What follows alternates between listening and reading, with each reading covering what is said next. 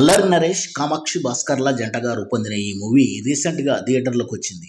Movie చూశాక నాకైతే నచ్చలేదు. ఒక చిన్న క్లూని అటు తిప్పి, ఇటు తిప్పి ఏదో చేద్దామనుకున్నారు. ఎటు కాకుండా పోయింది. కాసేపు ప్రేమ, కాసేపు హర్రర్, కాసేపు క్రైమ్ థ్రిల్లర్, ఇన్వెస్టిగేషన్ ఇట్టా సాగుతుంది. కథ విషయానికొస్తే కార్తీక్ ఒక అనాథ. వరంగల్‌లోని రైల్వే కాలనీలో తన ఫ్రెండ్స్‌తో కలిసి జీవిస్తుంటాడు. ఇతను లోకల్ కంటెస్టెంట్ ఎమ్మెల్యే అయిన టిల్లుకు పార్టీలో మరియు అన్నింట్లో కలిసి తిరుగుతుంటారు. అలా తన ఇంటికెదురుగా ఉన్న ఆరాధనతో లవ్‌లో పడతాడు. ఇలా ఉండగా ఒకసారి టిల్లు ఒక కవర్ ఇచ్చి ఎక్కడన్నా దాచేయమంటాడు. దాంతో కార్తీక్ తన ఇంట్లో దాస్తే పోలీసులు నిఘా ఉంటుందని భావించి ఆరాధన వాళ్ళ ఇంట్లోకి దొంగచాటుగా వెళ్ళి దాచేయబోతుంటే అంతలో ఆరాధన రావడంతో కబుర్లు చెప్పుకుంటూ పై గదిలో ఏదో సౌండ్ రావడంతో వెళ్ళి చూస్తే చనిపోయిన ఆరాధన, ఆమె తల్లి రక్తపు మడుగులో ఉంటారు. కింద చూస్తే ఆరాధన పిలుస్తుంది.